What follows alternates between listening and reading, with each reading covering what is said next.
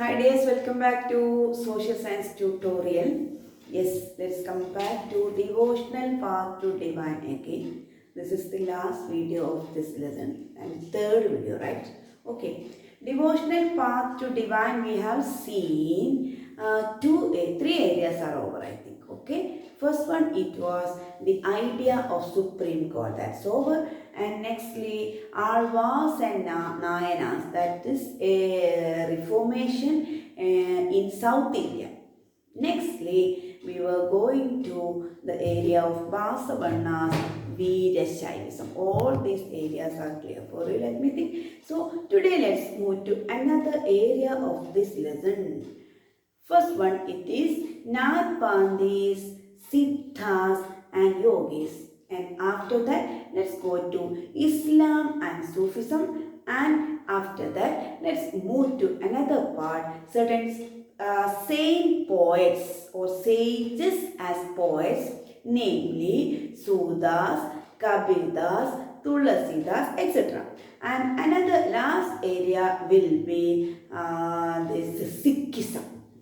Okay, and after this we are dealing with certain reformation that we could see in Martin Luther King. Okay, yes, Martin Luther King, who was causing a new awakening in Christianity.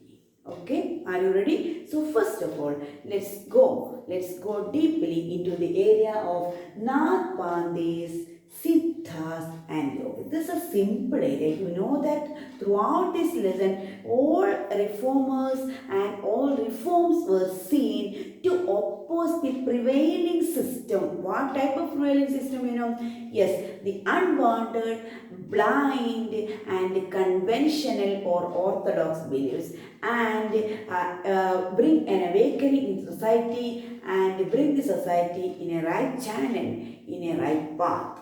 So what was the contribution done by these Nagpandis, Siddhas and Yogis? Let's check now. Actually, these Yogis, Nagpandis and Siddhas were rejecting all types of religious, elaborate rituals in all the religion. Or we can broadly speak as they were actually opposing all the religious practices, all the religious unwanted practices. So that is the policy adopted by Nagpandis, and all kinds of that they advocated three practices. Which are the three practices advocated by the Nagpandis, Yogas and Siddha discussed now? They are meditation, yogasanas and breathing exercises.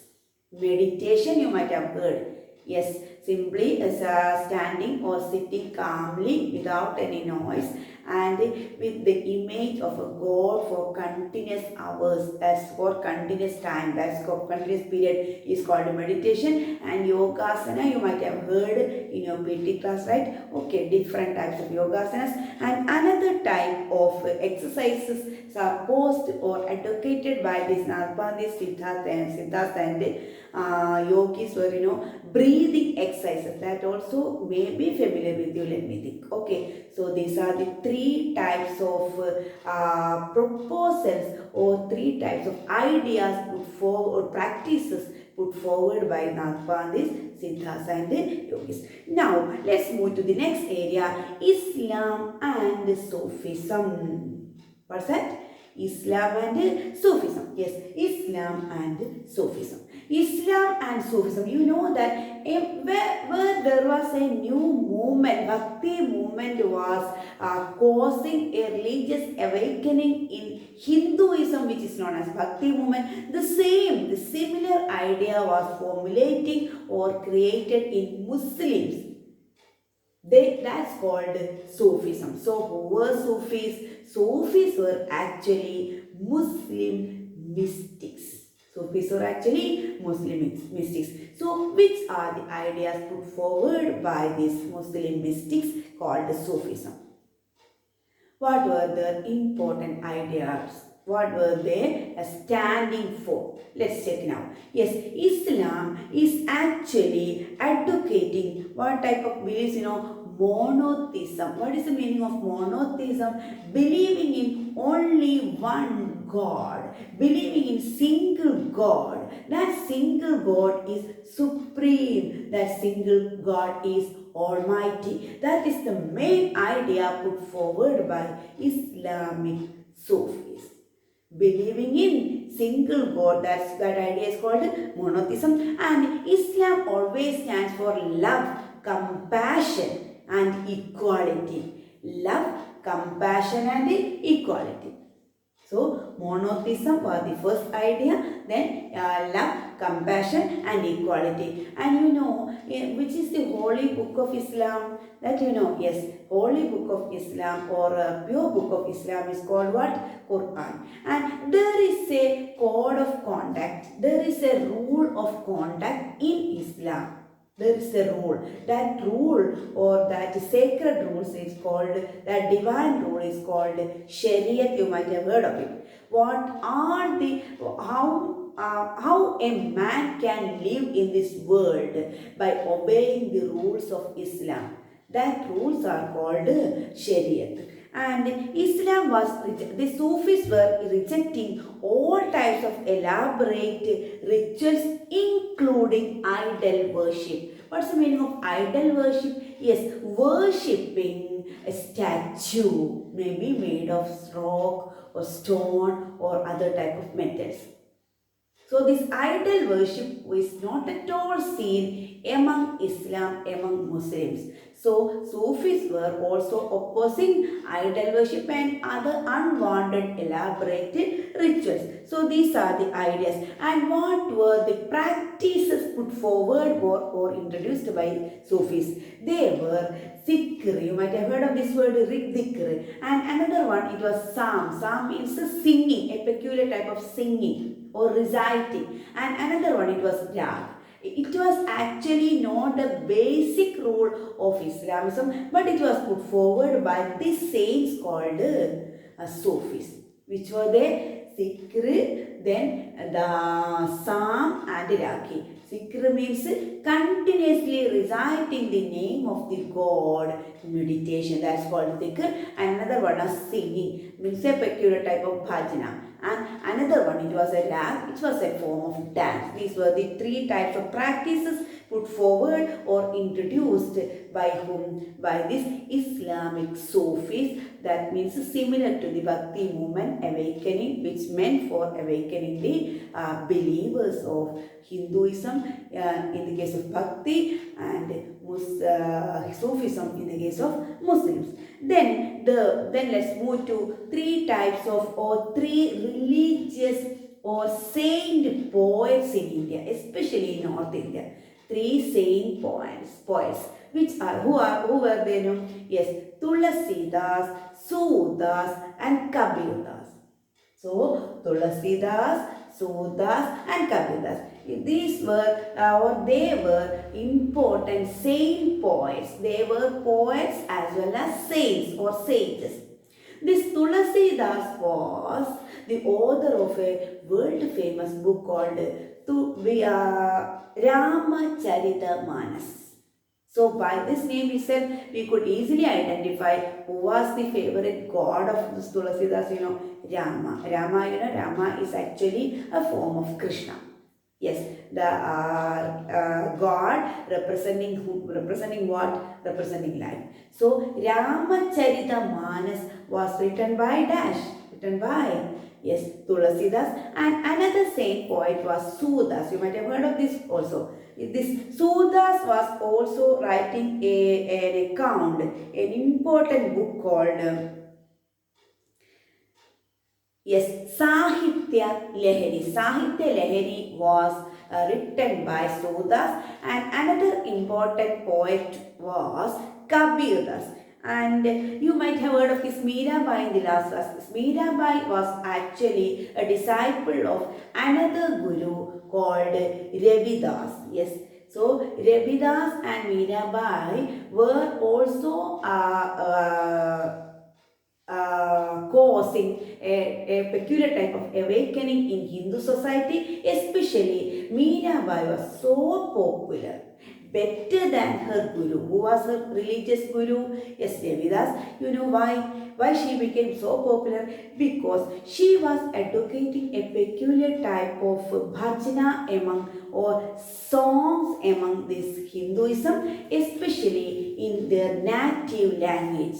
That is the highlighted area that we can identify in the case of Mirabai. So she became so popular because we know that almost important works or important books written in Hinduism was by using Sanskrit language. It's the Vedic language.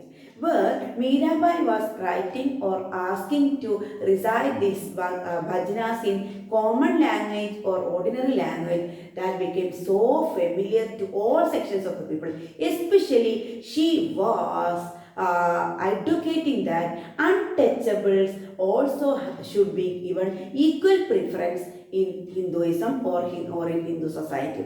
That is why she became more popular, better than even her guru called Devidas. So I think this Devidas, Surdas and Tulasidas may be clear for you. Now let's move to another same poet among Muslims called Kabir Das. Now let's move to Kabir Das. Yes, Kabir Das was actually born and brought up in a Muslim family.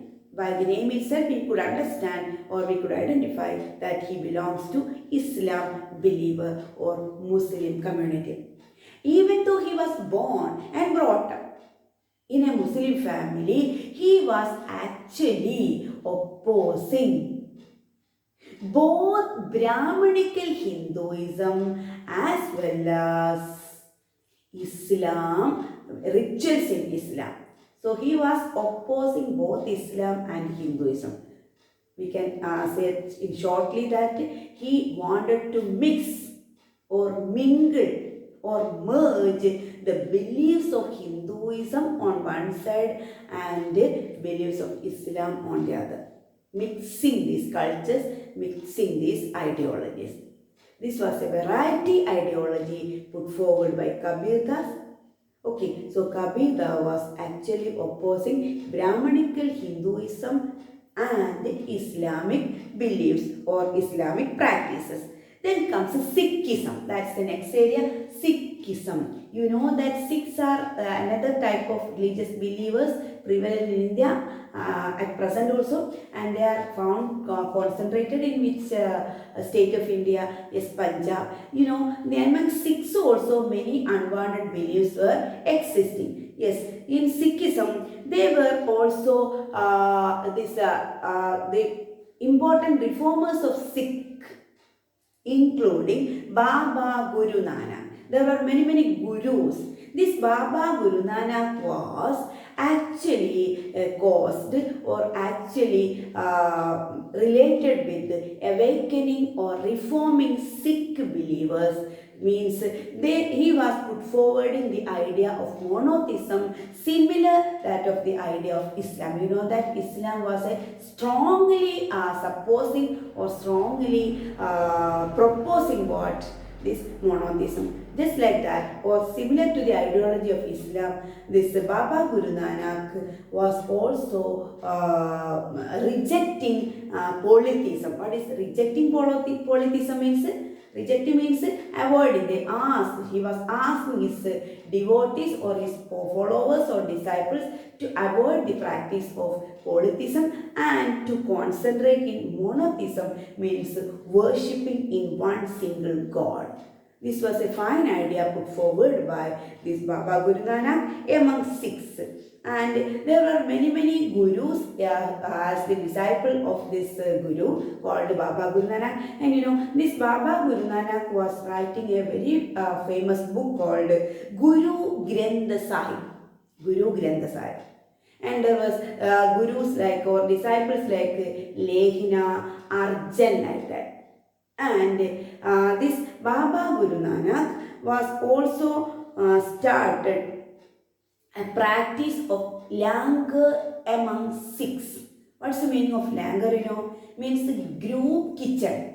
A common kitchen and group eating is called, or common eating in this group kitchen called langar. It was actually practiced, or he was asking his believers to practice this to bring a sense of what? A sense of equality of all, equality of humans. And the worship place of Sikhs are called what? Gurudwara. Actually, this langar was arranged in this Gurudwara. Okay, got it? Now, let's move to another area of this same Sikhs called Khalsa Panth. It's coming in the forthcoming lessons also. So, be careful. Khalsa Panth is actually a political wing of the Sikh believers. Political wing. That means when the Sikhs were awakened with these preachings or teachings of these gurus initiated by or under the leadership of Guru Nanak and all, they finally wanted to get a political entity of their own, to get or to avail a political entity of political identity or entity of their own. This movement is called what? Khalsa Panth. This movement is called Khalsa Panth. So actually among Sikhs also there were many conservative or orthodox or blind beliefs or superstitious beliefs. Under the leadership of many gurus, this Sikhs became an awakened class of society, especially in Punjab and surrounding area. And after that, ultimately, they want to get or achieve or gain a political entity of their own. This movement is called what? Khalsa Panth. Is it clear for you? Okay. By this and what were the practices put forward by this Guru Nanak? We can check now. They were three: Naam, Dan and Insan. Naam, Dan and Insan. They are right to worship. Yes, right to worship. Then welfare of the others, and another one, pure conduct. These were the three ideologies put forward by Sikhs. Which are they? Naam, Dan and Insan. Pure worship, welfare of the people, and pure conduct. Pure conduct with others. These are the three ideologies or three practices suggested by these Sikhs. Now, you know that after each and every lesson, we are comparing what was happening in India at the same time what was happening in other countries, means similar ideologies. Yes, you might have heard of this Martin Luther King. Martin Luther King was actually causing a lot of awakening, a revolutionary awakening among Europe as a whole, among Europeans as a whole. Means in Europe at that time there was a system of suppressive rules or conduct put forward by Catholics among the Christians. But this Martin Luther King was not at all supposing or admiring or advocating this idea. He was putting forward another new ideology that called the Protestant. You might have heard of it. Those people who were opposing this ideology of Catholics are called Protestants. So, according to these Protestants under the leadership of Martin Luther King, they were completely opposing the suppressive policies of the Christian church. You know, there were compulsory donations. This Martin Luther King could not digest this. So he was against the suppressive rules or suppressive code of conduct put forward by these Catholics. First idea that he was opposing was the compulsory donation from the part of the church, and another one was he was advocating native language for his preachings. Means for getting aware, for bringing the awareness of the people, he advocated common language can be used. So he was advocating not Italian but native language. These were the ideologies put forward by among the Europeans by Martin Luther King. So by this, today's class is also coming to an end. Thank you so much for hearing me. Good.